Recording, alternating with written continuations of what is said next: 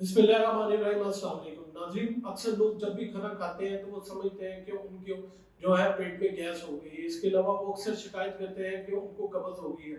आज की इस वीडियो में मैं इसी मामले के बाद में बात करूंगा कि ये पेट में गैस क्यों हो जाती है और उन्हें क्यों एकदम से कब्ज़ हो जाती है। आज की इस वीडियो में मैं आपको बताऊंगा कि आंतड़ियों की हरकत क्यों सुस्त हो जाती है, मैदा क्यों जाम हो जाता है और इसकी जो है वो वजूहात क्या है और हम इसको किस तरह ठीक कर सकते हैं। मेरा नाम है डॉक्टर मुनीब खालिद और आप देख रहे हैं मेरा YouTube channel doctor meets doctor. Video पसंद आए लाइक शेयर कमेंट लाजमी कीजिएगा।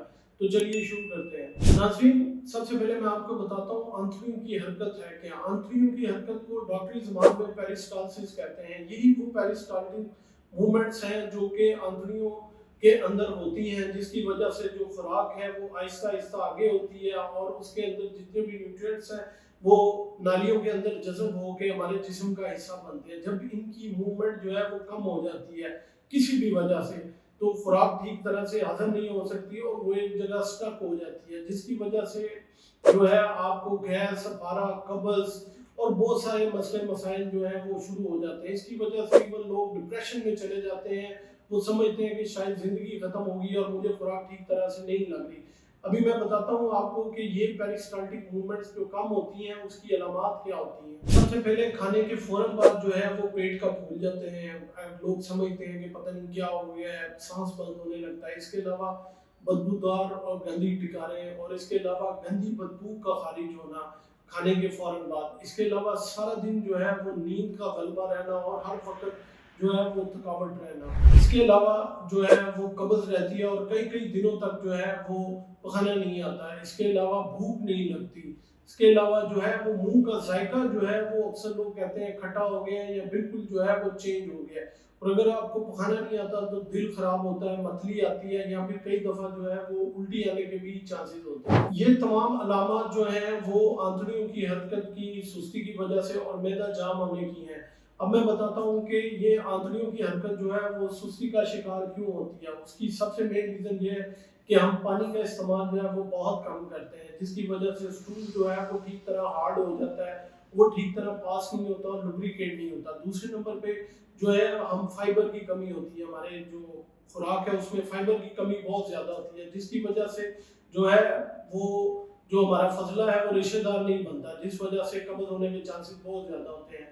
इसके अलावा हमारा ज़हनी दबाव, टेंशन, परेशानी वो सारी आदतें या समझ लें बीमारियां हैं जो कि हमारे जो है फजले को, हमारी आंतड़ियों को बहुत ज़्यादा जाके सिग्नल देती हैं, नेगेटिव सिग्नल देती हैं, जिसकी वजह से जो है खून की हरकत जो है वो सुस्त हो जाती है। इसके अलावा जो है आप अगर जंक फूड भी इस्तेमाल करते हैं, बहुत ज़्यादा मीठा इस्तेमाल करते हैं, मिर्च मसाले वाली खुराक इस्तेमाल करते हैं, वो भी जाके मैदे की दीवार को जो है वो बहुत ज़्यादा नुकसान पहुँचाती हैं, जिनसे अल्सर का खतरा, पेट में दर्द का खतरा, जिसकी वजह से जो है मैदा और जाम हो जाता है और आंतड़ियों की हरकत जो है वो बहुत ज़्यादा स्लो हो जाती है। इसके अलावा वो लोग जिनको नींद की कमी का बायस होते हैं, उनकी जो है वो भी, क्योंकि नींद में जो है वो हार्मोन्स जो है वो रेगुलेट होते हैं, तो उस वजह से भी जो है जिनकी नींद नहीं पूरी होती वो जो है वो आंतड़ियों की हरकत उनकी स्लो हो जाती है, जिस वजह से वो जो है उनको कब्ज़ की शिकायत रहती है। इसके अलावा बहुत सारी बीमारियां हैं जो ऑटोइम्यून है, जैसे हाइपोथायराइडिज्म है,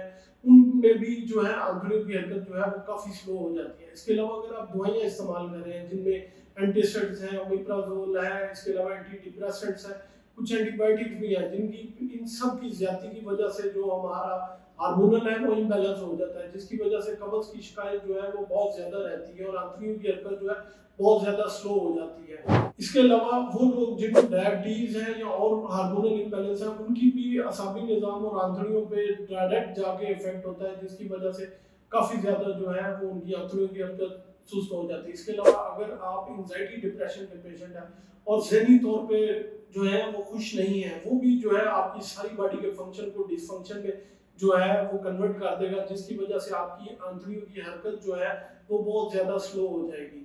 अब बात करते हैं कि वो कौन सी चीज़ें हैं या आदतें हैं जो आप अपना के जो अपनी आंतड़ियों की हरकत है उसको बढ़ा सकते हैं, खुराक को ठीक तरह हजम करते हैं। सबसे पहले आप निहार मुँह जो है वो एक नीम गर्म पानी, उसमें थोड़ा सा शहद और उसके अंदर थोड़ा सा नींबू मिला लें और वो लाजमी पिए।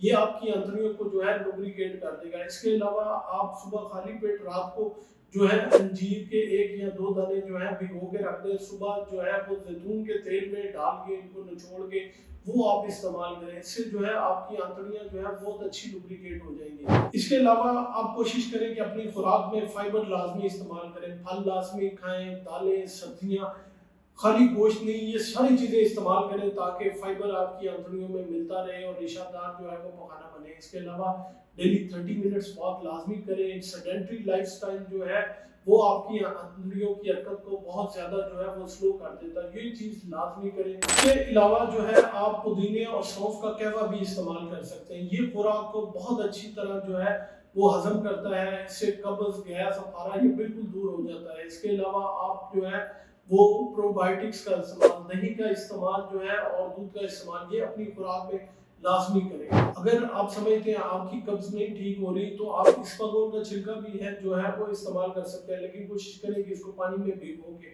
वरना जो इसका असर है वो उल्टा हो जाएगा। इसके अलावा आप अगर समझते हैं आपको ज़हनी टेंशन परेशानी है तो मुराकबा या मेडिटेशन या फिर जो है वो योगा लाजमी करें ताकि जो है आपके ज़हनी सुकून मिल सके। ज़हनी सुकून होगा तो जो है आपकी अंतड़ियाँ ठीक तरह जो है वो फंक्शन करेंगी। इसके अलावा अगर आप समझते हैं ये सारे टोटके करने के बावजूद भी आपको जो है कब्ज, गैस, अफारा और खुराक का ठीक तरह हजम नहीं हो रही तो किसी मुस्तनद डॉक्टर से या गैस्ट्रोएंटरोलॉजिस्ट से जाके मशवरा करें ताकि जो है वो आपका मुआयना करे और देखे। इसके अलावा आप अल्ट्रासाउंड भी करवा सकते हैं और देख सकते हैं क्या अंतड़ियों की हरकत वो ठीक है कि नहीं है।